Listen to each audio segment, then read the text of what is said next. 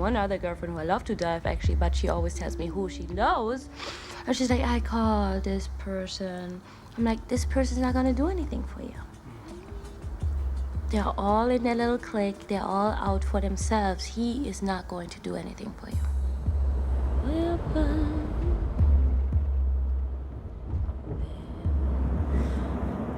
It's Hollywood, all right.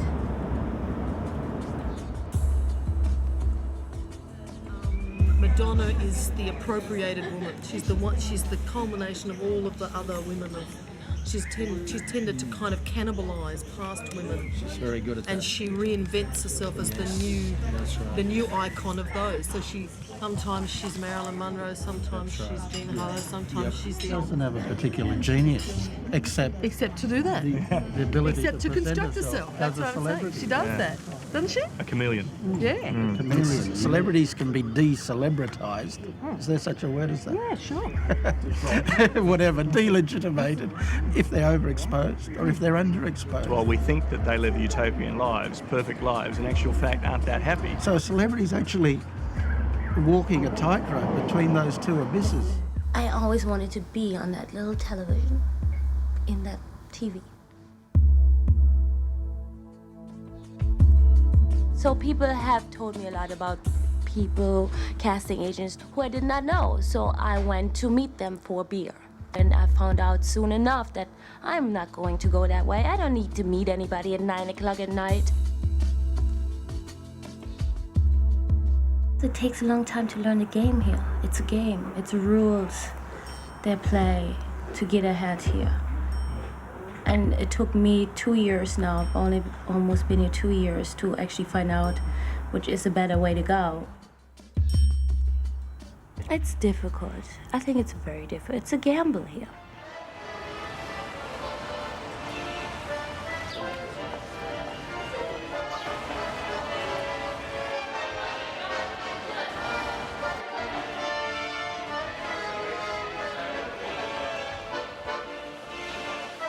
I've tried so many things in life. I changed many times the way, like the young person supposed to go. I did first the first school. After the high school, I stopped high school because I go for the trip to the Europe. I come back to high school. After that, I go to visit my aunt in United States when I was studying. I come back with this paper to Poland. They didn't want to see this paper. Everything is super crazy about me, my education. My mom told me like that. And now I have the idea to be a model.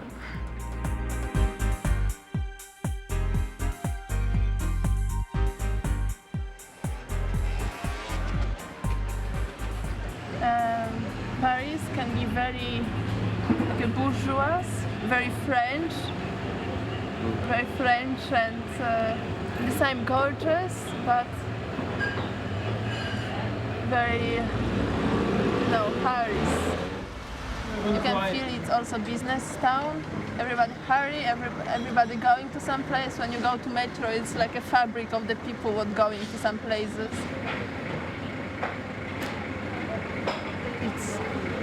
It's Paris, it's life, but it's one of the most beautiful towns what I see. In Poland, I meet some photographer what proposed me some test. After 2 days, he showed the test to Cosmopolitan Polish, and they give me job for 7 pages.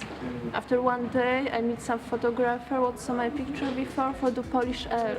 So I did in 1 week very many good things in Poland, like the magazines.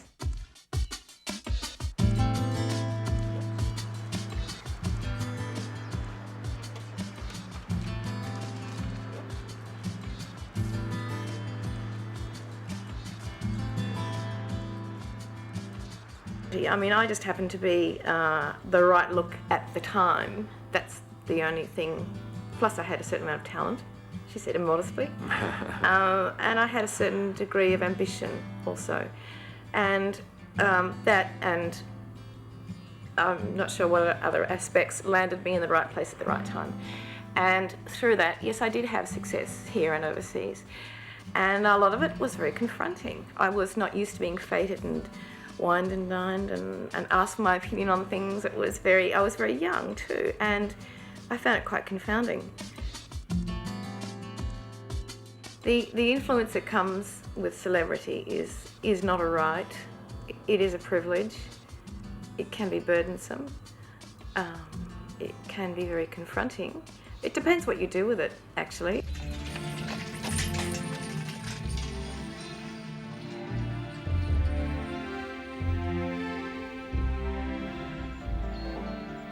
If I can make somebody cry and express myself so great on screen, I achieved something.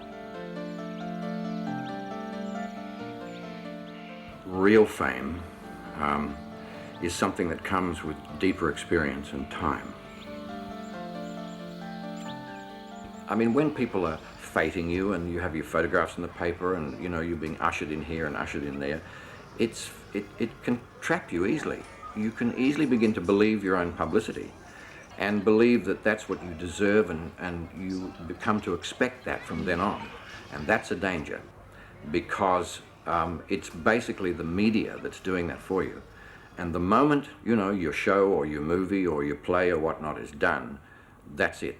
The media lose interest in you, and suddenly you're in a void again. But it's depressing. I mean, there are moments where I'm depressed and feel like crying, or I have cried because there was no work. I try to think positive, but that doesn't come always so easy. I do a lot of physical activities. That helps. Being physical. You know, training, throwing, meditation. To me, it helps me.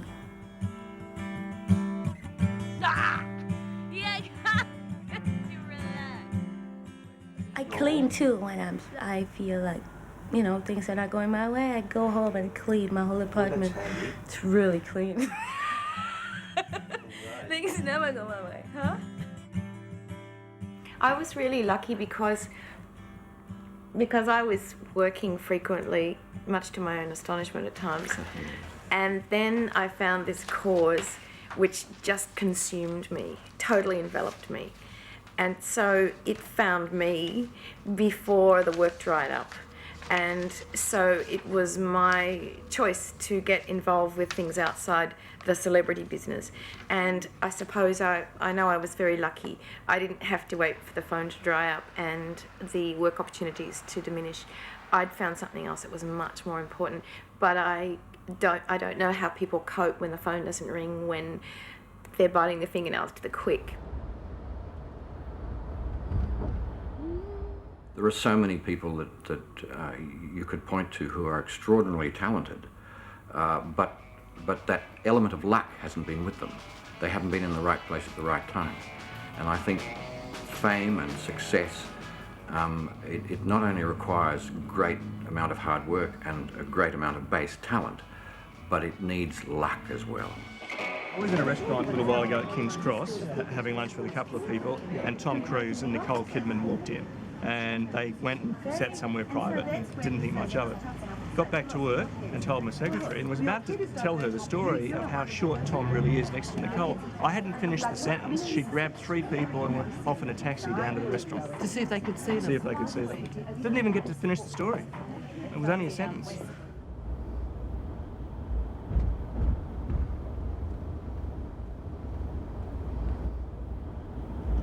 I think this is the funniest looking Tarzan I've ever seen. It's like I'm discovering Hollywood the first time from a limo point of view. It's very unclear.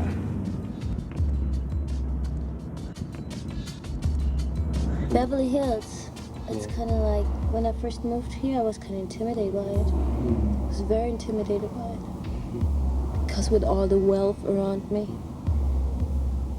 And maybe it was some kind of insecure issue I had then, you know?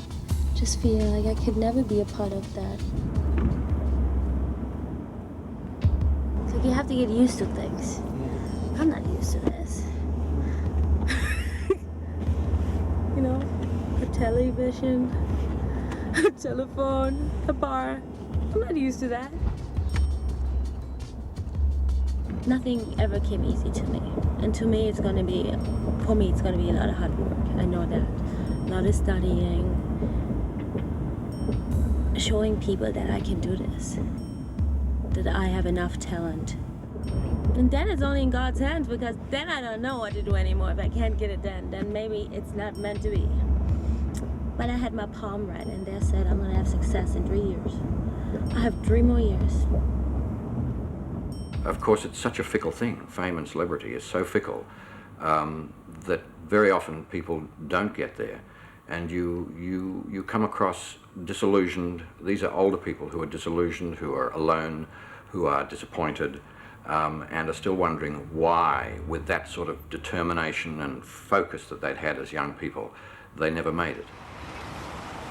My mother is very skeptic to everything what I'm doing in my life because of the church. First I was doing kung fu, after that ballet, after that some trip to the mountains, after that something another.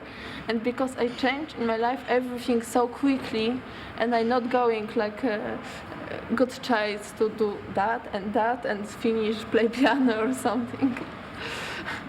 She's like a skeptic, you know? Great, let's see what's happened. Good if you're happy, but let's see. I told you what I think about that after a year when you finish.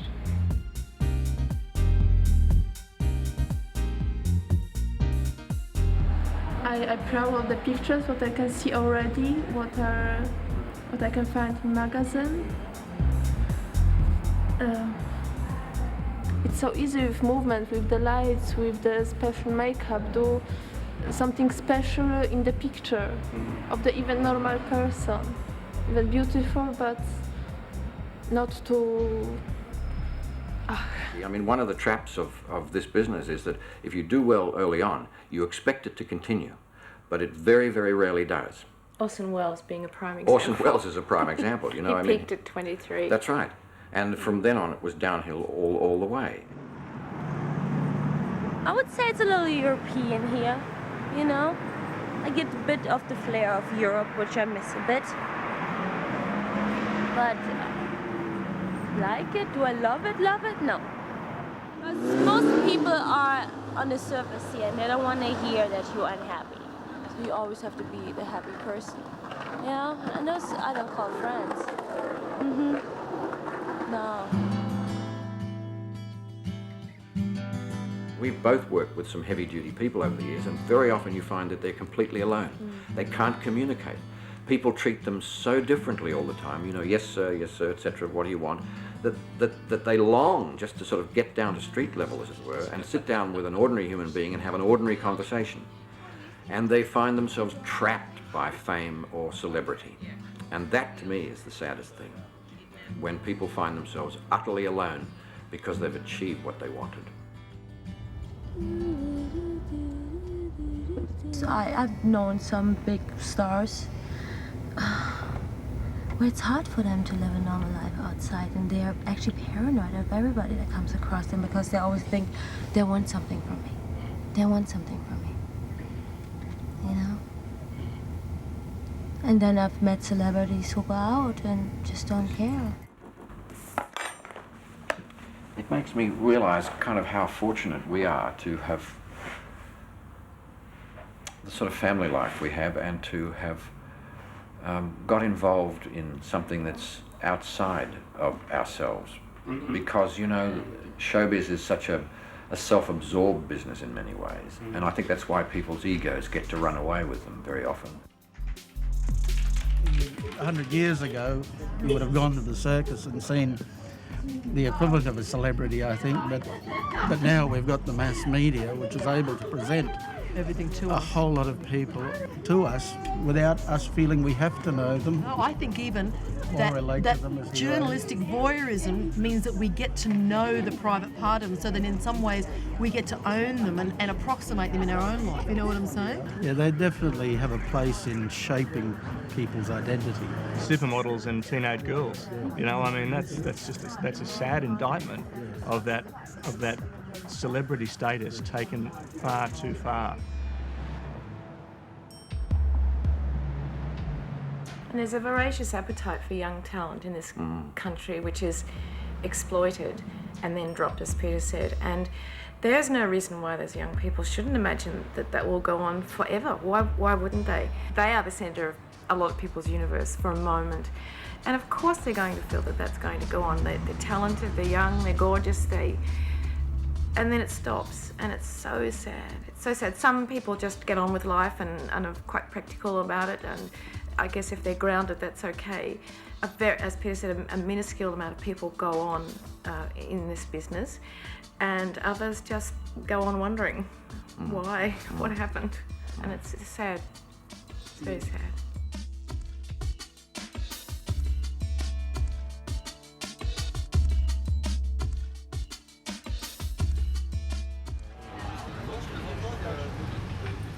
I need money. I need money. I have my dream. I want to buy some house for myself. For this moment I travel, but it's not a thing of be famous. It's what's mean be famous, you know.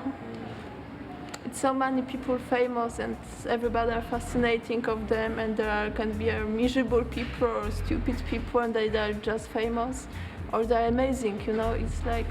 It's so many normal people around me, amazing, my good friends. I'm totally fascinating of them.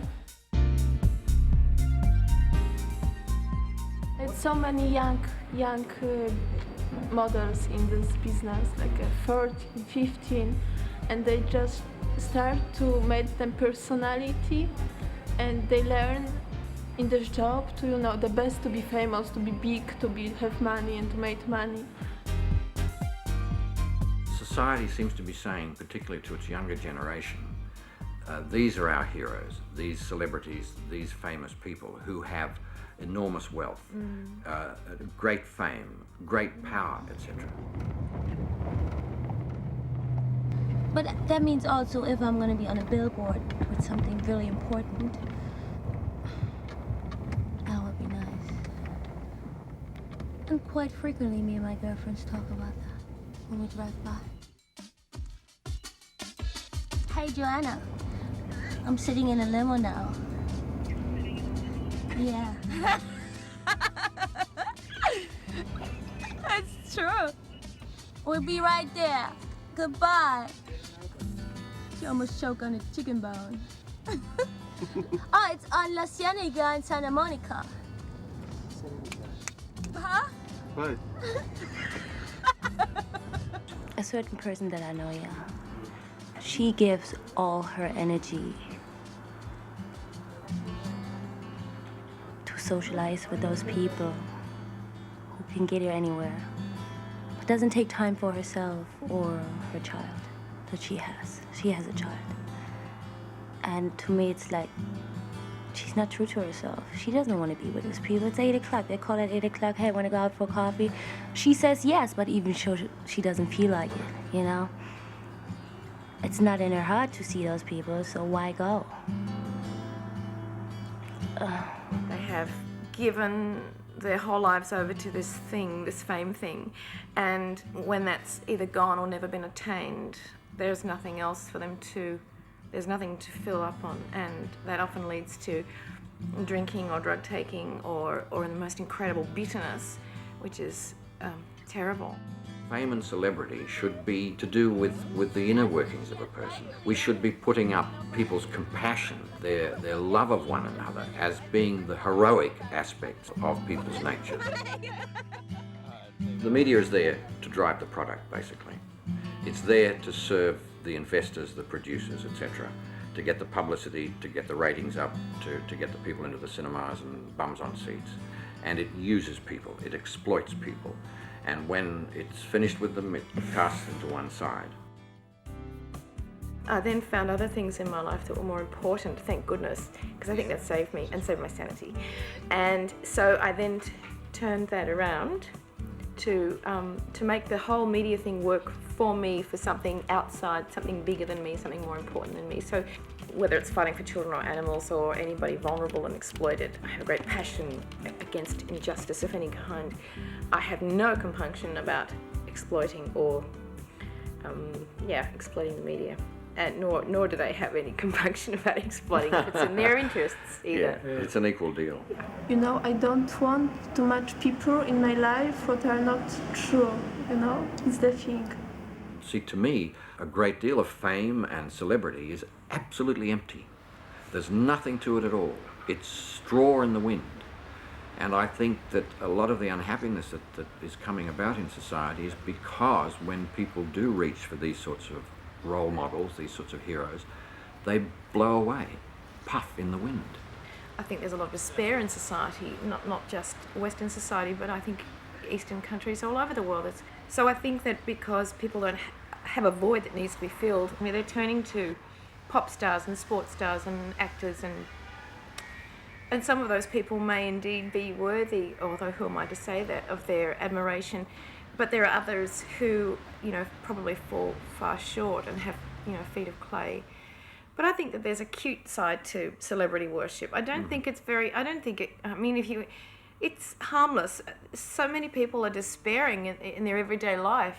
There's so much anguish in their lives that, you know, if they look at a model or a pop star and they just, you know, I just think it gives a bit of respite from the day-to-day confrontation. And I think that I think it's okay as long as it doesn't become worship.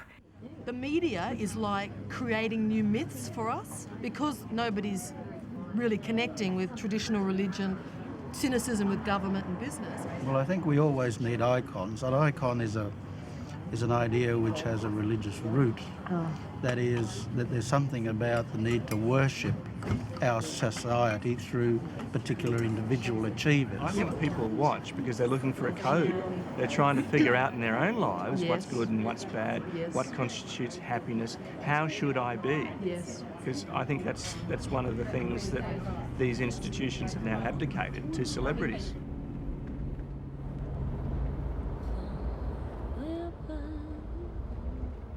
So I keep working on it because I have a lot of hope right now. At the moment, I do hope a lot and I wish, and maybe that sounds vain, but I think it'll come.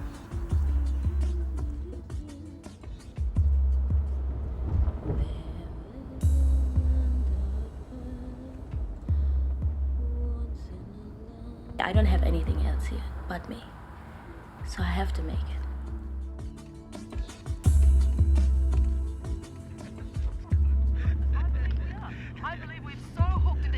That we are entertaining ourselves to death. Celebrities are disposable.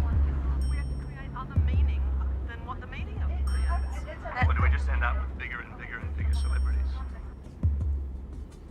You know, and other substance abuse or lives that invest in the image of a legend like Elvis.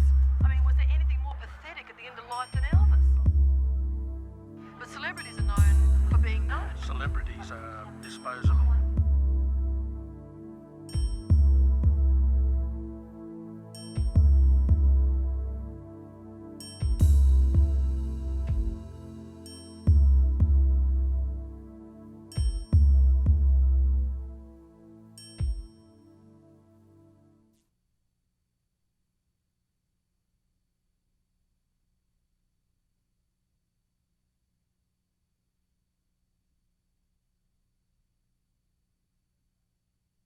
Funny, my sister was in the store and she saw like Meg Ryan there, so she wanted to act like she wasn't starstruck and all. So she's like, she's playing like, so she goes to pay for the bill and she's gonna act like I'm not gonna pay any attention.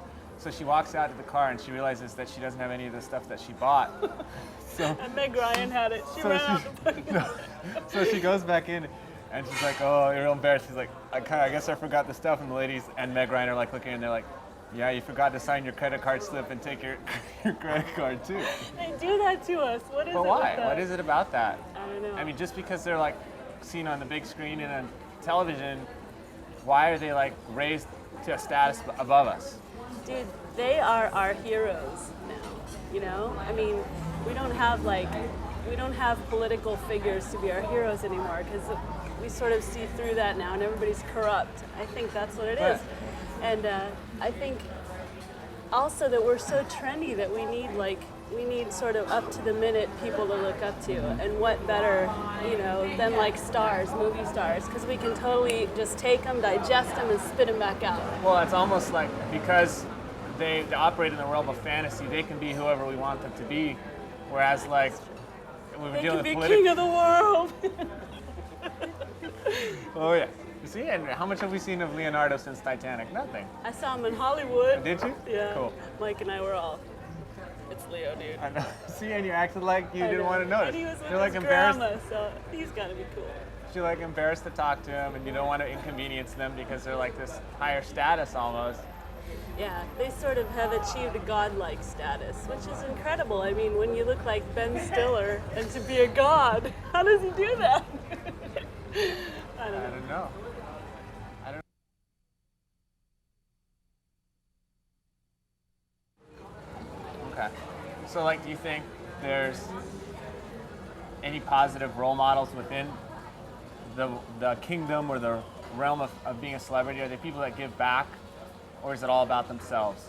Or is it just that? Absolutely. I mean, there's people like Michael Stipe, who I'm going to see tonight. You going to see R.E.M. tonight? Yeah. Awesome. And he's totally used his celebrity for, you know, to further social causes and stuff. But you know what? For me, I almost half the time I'm almost like, You don't think?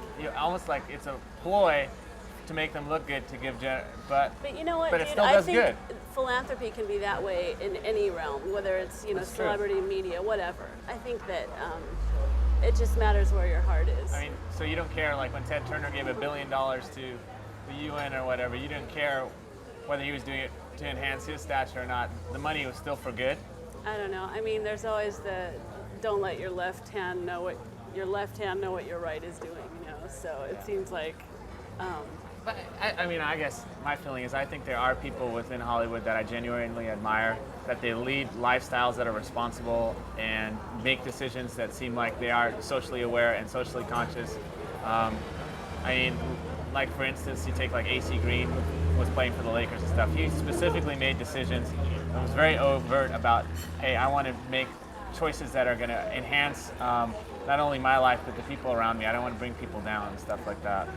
in that case, it's great to have the media get in there, you know, and like sort of not exploit, but show what this guy's doing. Or like Magic Johnson, just doing, what is he doing? He's like giving people jobs.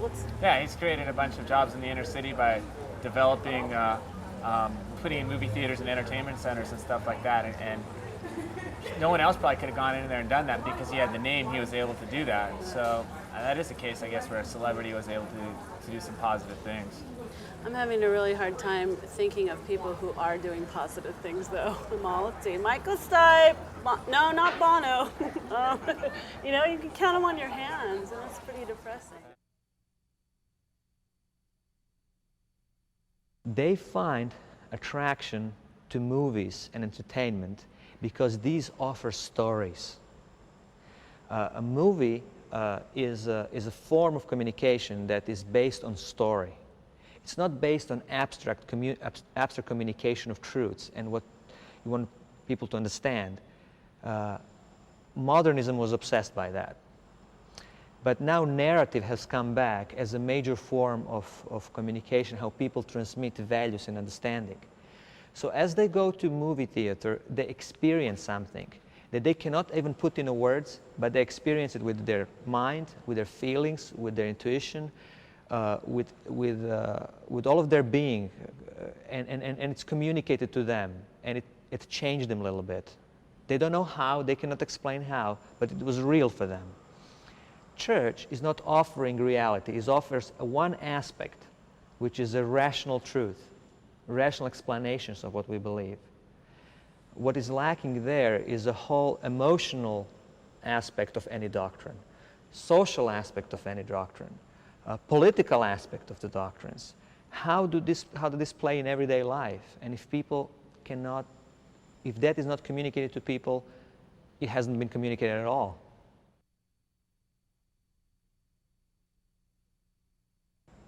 We have taken all the values and truth outside of embodied person and said, that's valuable. You got to be attached to that. You got to be attached to courage and honesty, and you need to like that and follow that, not that person. But the trick is that all of these values that we want to promote as a church, or as a country, or as a society, they cannot be promoted abstractly. They can be only promoted in an embodiment of a person. Right? You cannot communicate to high school students about courage and honesty on a chalkboard. You can be very engaging in everything in presentation, but only embodiment of that, of beauty and truth and honesty, is what they'll be communicated with them, what they can accept, actually. So people need people to admire.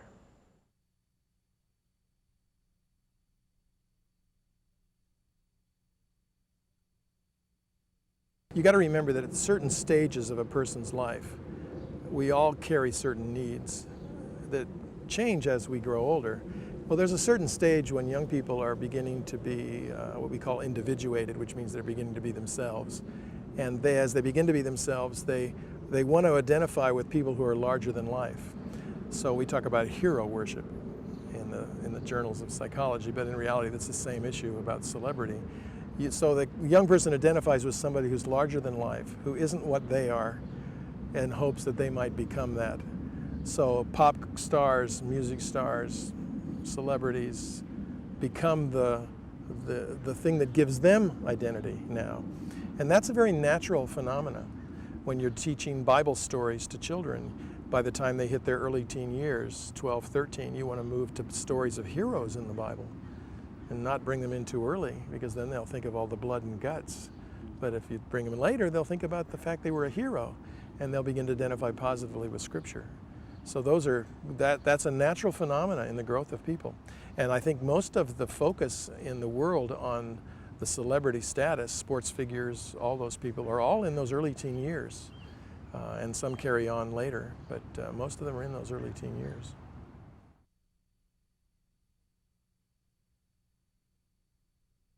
Like little kids, they want to have the same T-shirts as Andre Agassi or whatever, because we want to buy a little piece of their, I guess, the power or success they have.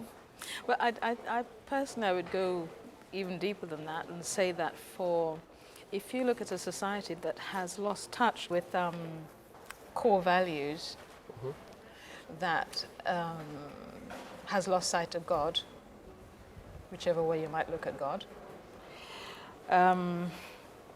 I think that in human beings, wherever you go, there's this need for somebody or something to worship. And once you evacuate the main, whether you call it religion or philosophies or whatever else that people used to focus their worship on, you have to replace it with something. So you're saying everyone basically needs some kind of guidelines? And heroes to worship.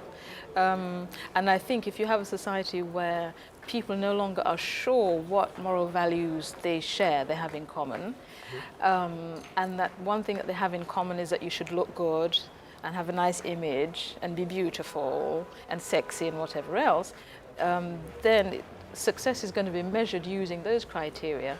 And so whoever has those qualities are the big ones. I mean, there might have been... It's interesting, you're pointing at something interesting when you said that in today's society, people don't have really so-called common values or criteria. I think they're pretty much lost. Look at what happens, especially in the US, but now more or less also in Europe, when we're talking about the sects, all those little religious groups that are formed around one very charismatic personality. They would, follow the person everywhere. Well, I can be talking about Charles Manson, Adolf Hitler, Ron Hubbard, or anyone else. People are desperate for somebody to follow. Exactly, somebody who would give them things to trust, things to believe in. Yep. Exactly, a dream. Exactly, because I think if someone doesn't have a system of values, some criteria to live by, then this person is lost. I mean, you don't know. I think these charismatic guys, even in politics. I mean, all these. Once you have one charismatic person that has some kind of influence on you, you follow the person, because I think it's much more easier to live by to live according to a person's values than to work out your own. Oh, absolutely, it's a shortcut. And I think for a lot of us, we find it very difficult to work out what we believe ourselves. So we're going to focus on somebody else who's going to chew it for us, and maybe all we've got to do is swallow. Yeah, that's the big problem I have with some kind of religions. I see, for me, I don't need a chew-up religion. I don't need chew-up opinions. Yeah. I want to go out and there's one famous, well, in my opinion, rock band that says, they want to. It's a very simple message, but I think it sums up the whole thing I want to say. They want to make their own mistakes, and they want to follow their own way. I mean, I think it's even wiser, because once you made some mistakes, which is very painful. If you survive them. That's right. That's right. I'm not saying be too suicidal, but at the same time, try to work out things for yourself.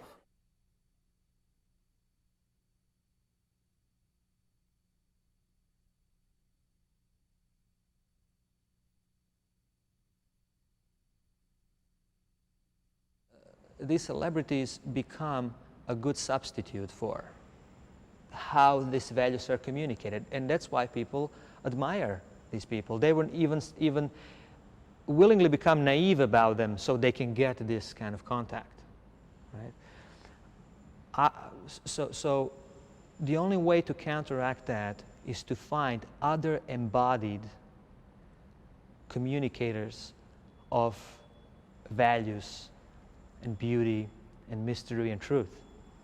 And that is through the person of Jesus Christ, I believe. He is embodied truth, and by the way, he was communicating through the stories all the time. And another is community of believers, which is embodiment of Christ, which is also embodied truth that can communicate. Just to take out celebrities, it's very difficult to do that, because people can't live in abstract values.